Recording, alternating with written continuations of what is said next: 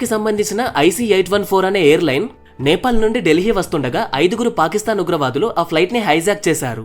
ఆ ఫ్లైట్ ని డైరెక్ట్ పాకిస్తాన్ తీసుకువెళ్దాము అని అనుకున్నారు. కానీ పైలట్ ఫ్యూయల్ లేదు అని అనడం వల్ల పంజాబ్ లోని అమృత్సర్ అనే సిటీలో ఆగి ఈ అమృత్సర్లోనే ఫ్యూయల్ నింపుకొని పాకిస్తాన్ లోని లాహోర్ లో ల్యాండ్ అయ్యారు. ఇప్పుడు పాకిస్తాన్ నుండి దుబాయ్ ఎయిర్పోర్ట్ లో ల్యాండ్ అవుతారు. మళ్ళీ దుబాయ్ ఎయిర్పోర్ట్ నుండి ఆఫ్ఘనిస్తాన్ లో ఉన్న కాందార్ ఎయిర్పోర్ట్ లోకి వచ్చి 25 డిసెంబర్ 1999 లో మన ఫ్లైట్ ల్యాండ్ అవుతుంది. అప్పుడు అక్కడే ఇండియన్ ఎంబసీలో పనిచేస్తున్న ఏఆర్ గణశ్యామ్ అనే ఒక వ్యక్తి ఈ హైజాకర్స్ దగ్గరికి వెళ్లి వాళ్ళ డిమాండ్స్ అడుగుతారు. అప్పుడు హైజాకర్స్ ఇండియా నుండి ఒక టీం ని పంపించండి, వాళ్లకు మాత్రమే మా డిమాండ్స్ చెప్తాము అని అన్నారు. ఇక ఇండియన్ గవర్నమెంట్ 5 కలిసిన ఒక టీం ని తయారు చేసి పంపిస్తారు. ఆ టీంలో ఉన్న ఒక వ్యక్తే అజిత్ దోవల్ గారు.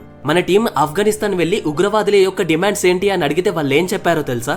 ఇండియన్ ఆర్మీ వాళ్ళ దగ్గర ఆల్రెడీ 36 మంది ఉగ్రవాదులు బంధించి ఉన్నారు, వాళ్ళందరినీ రిలీజ్ చేయాలి అండ్ అలాగే వాళ్ళతో పాటు 60 కోట్ల క్యాష్ కూడా ఇవ్వాలి అని కండిషన్ పెట్టారు. కానీ అజిత్ దోవల్ గారి టీం అంతా కలిసి దానికి ఒప్పుకోలేదు. ఇన్ఫాక్ట్ చాలా నెగోషియేషన్స్ తర్వాత ఓన్లీ 3 మాత్రమే రిలీజ్ చేస్తాము అని చెప్పారు. అలా 3 రిలీజ్ చేసి ఇండియన్ ప్యాసింజర్స్ అందరినీ వెనక్కి తీసుకొచ్చారు. 3 ఉగ్రవాదుల్ని రిలీజ్ చేసినా సరే అదొక సెక్యూరిటీ థ్రెటే అని భావించిన దోవల్ గారు అప్పటి నుండి నేషనల్ సెక్యూరిటీని చాలా స్ట్రాంగ్ చేశారు. ఇలా చాలా ఆపరేషన్స్ లో ఇన్వాల్వ్ అయిన తర్వాత మన అజిత్ దోవల్ గారు రిటైర్ అయిపోయారు.